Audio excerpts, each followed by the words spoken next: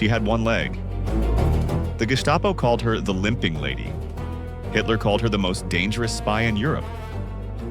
This is the story of Virginia Hall, the one-legged spy who outwitted the Nazis, built a resistance army, and escaped one of the deadliest manhunts of World War II. By 1942, Nazi Germany controlled most of Europe. The Gestapo, Hitler's secret police, hunted down anyone suspected of resistance.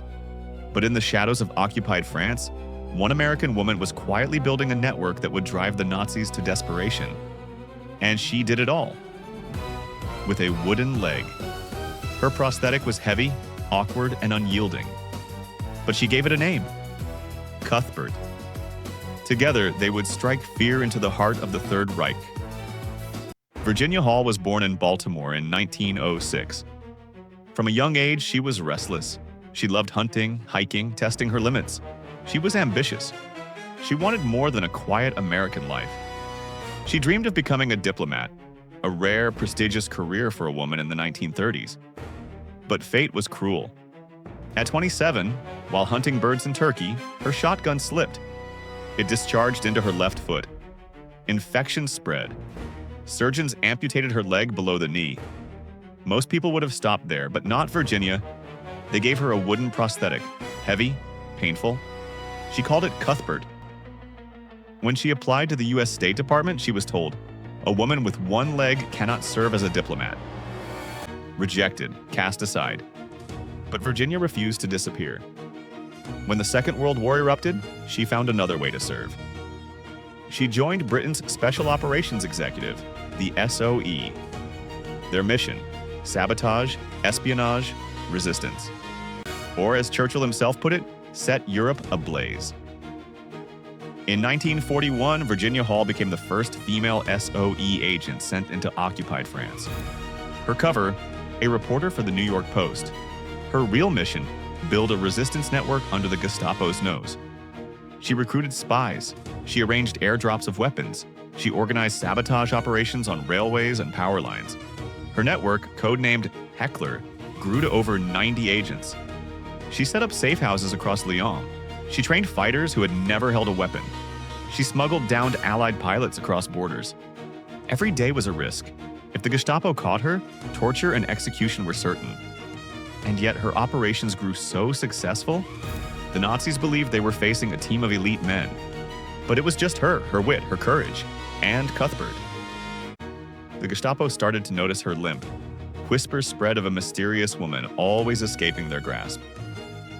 Soon wanted posters appeared. A reward was offered. The Nazis gave her a name: the Limping Lady.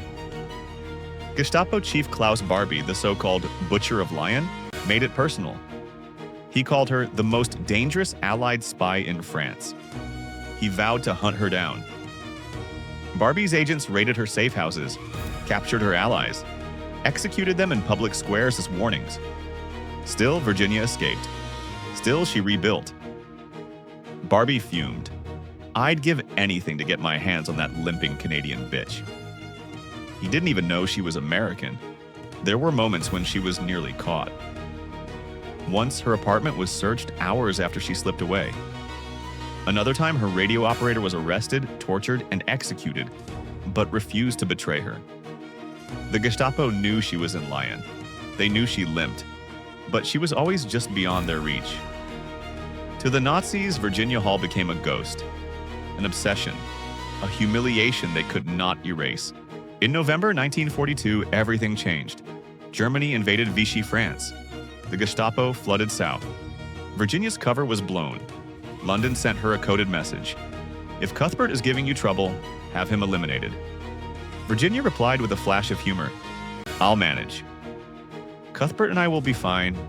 But she wasn't fine. The Gestapo was closing in. Posters with her limp covered the streets. She had only one escape route left: the Pyrenees Mountains. The climb was brutal: blizzards, thin air, treacherous cliffs. Guides warned her even the healthiest could die on this journey. And she was dragging a 7-pound wooden leg through the snow. Step after step, Cuthbert thudded into the ice. Her lungs burned, her stump bled. But she kept going. She hiked for days, hiding from German patrols, surviving on scraps, exhausted, frostbitten, near collapse. And then, at last, Spain. She was free. Most would have stopped there, but Virginia Hall was relentless. After recovering, she joined the American OSS, the forerunner of the CIA. She went back to France. This time, her disguise was flawless. She dyed her hair gray, filed down her teeth, scarred her face with makeup. She limped like an old peasant woman.